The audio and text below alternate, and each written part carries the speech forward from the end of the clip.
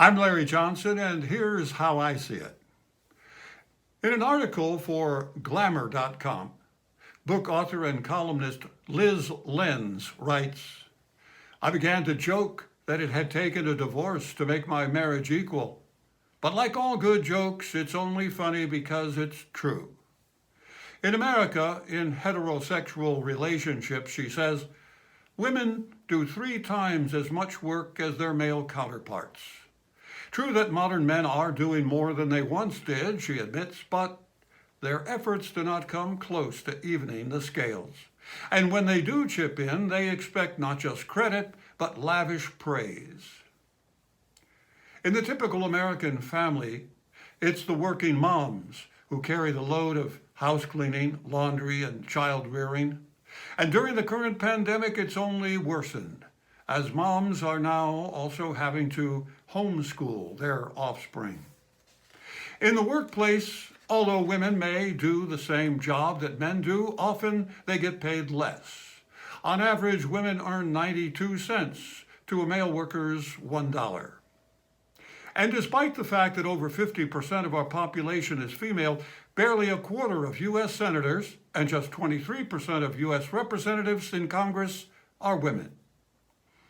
Why this inequality?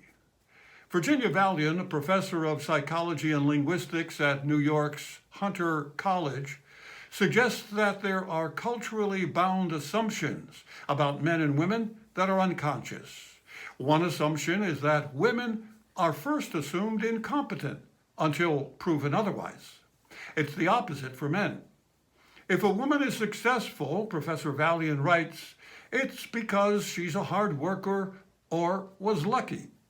If she fails, it's because she's incompetent. If a male succeeds, it's because he's competent. And if he fails, it's because of bad luck. Professor Valian believes that these cultural biases consistently overrate men and underrate women.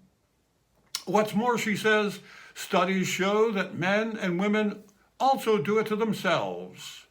While women tend to evaluate themselves lower than reality, men will evaluate themselves higher. Assumed incompetence, Professor Valian concludes, puts women on the defensive, and their struggle to prove themselves keeps them on a never-ending treadmill. So if you, as a woman, feel that you are being held to a higher standard, it's not your imagination, you probably are.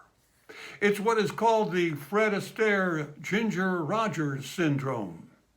Ginger had to do everything that Fred did, except she did it in high heels, and she did it backwards. I'm Larry Johnson. Until next week, stay well.